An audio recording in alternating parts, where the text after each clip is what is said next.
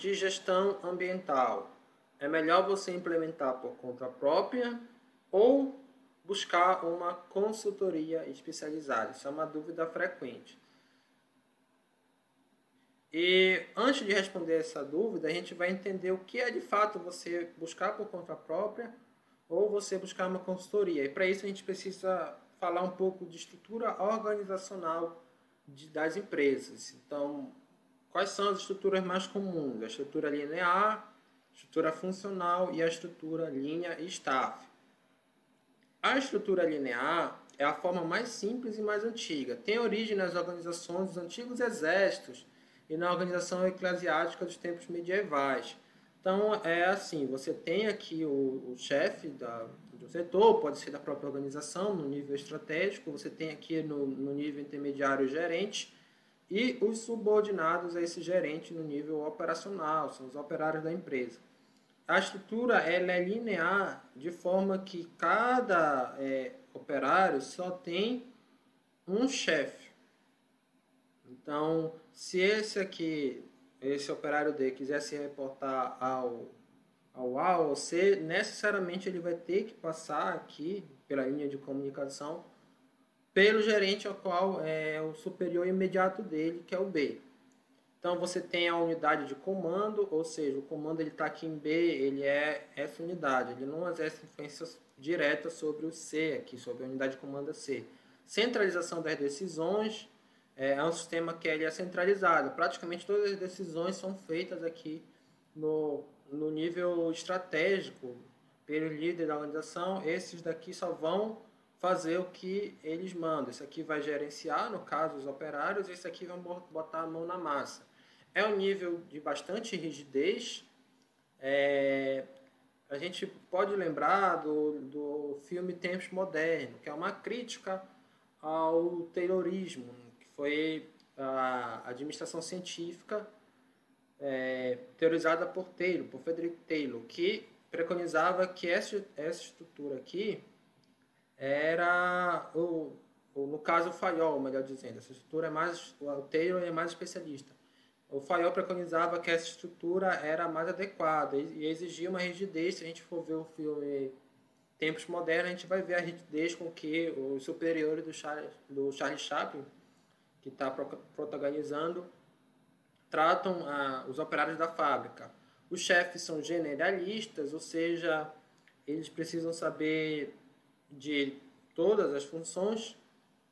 Comunicações são demoradas e distorcidas. Então, o que acontece? Se o D está com uma dúvida, se aqui a gente está falando, por exemplo, do departamento de finanças, e esse aqui do departamento de produções, e o D está com uma dúvida aqui sobre o departamento de produção, ele não pode se reportar ao gerente, que é o líder do setor, desse setor de produção.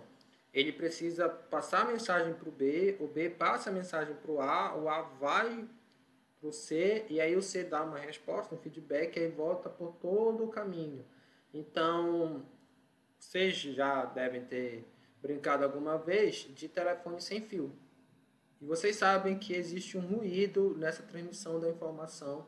Então, a comunicação torna-se mais demorada e distorcida. É típica de empresa em estágio inicial. Por quê? Se a empresa for muito grande e tiver uma estrutura mais alongada, mais níveis hierárquicos, imagina o tanto de distorção e de demora que vai ter numa comunicação passar por vários níveis organizacionais. Então, quando a empresa ela cresce, o ideal é que seja os operários ou gerentes, tomam mais autonomia, tenham mais autonomia para decidir as questões mais relevantes da empresa. A estrutura funcional. Aqui você tem os subordinados se remetendo a vários líderes, vários gerentes, melhor dizendo. Então, eles não têm uma unidade de comando. Essa aqui, a organização linear, foi preconizada por Fayol, na França. A gente está falando aí do final do século XIX, início do século XX. E a organização funcional foi preconizada por Taylor nos Estados Unidos. Também no início do século XX, final do século XIX. E aqui é a abordagem clássica, a teoria clássica da administração, melhor dizendo. E aqui é a teoria da administração científica. Então, para Taylor, a liderança ela é exercida pela especialização.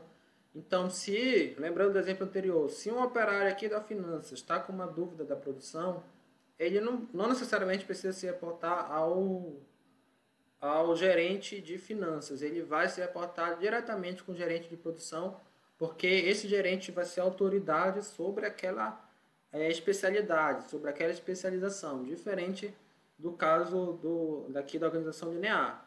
Então, na organização linear, a gente tem uma autoridade linear, uma unidade de comando e uma generalização. Aqui você tem uma autoridade funcional, a função, como eu acabei de falar, que determina a autoridade, uma variedade de comando, ou seja, um subordinado pode ter mais de um líder, e o que determina é a especialização.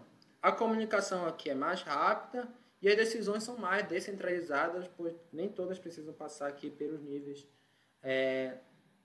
hierárquicos mais altos. A questão é que essa estrutura funcional, na prática, ela tem uma desvantagem, que é o fato de você ter dois líderes, dois chefes. E aí, se um chefe diz uma coisa e outro chefe diz outra, você fica confuso. E aí tem vários tipos de conflitos que podem surgir nessa estrutura funcional. Portanto, quando foi colocado em prática, as empresas não conseguiram bons resultados mediante esses conflitos que surgiram na organização.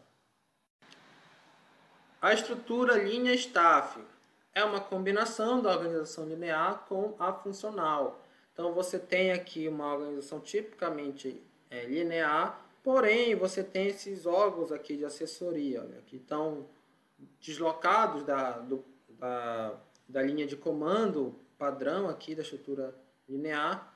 Eles prestam consultoria, assessoria técnica, assessoria jurídica, assessoria de planejamento.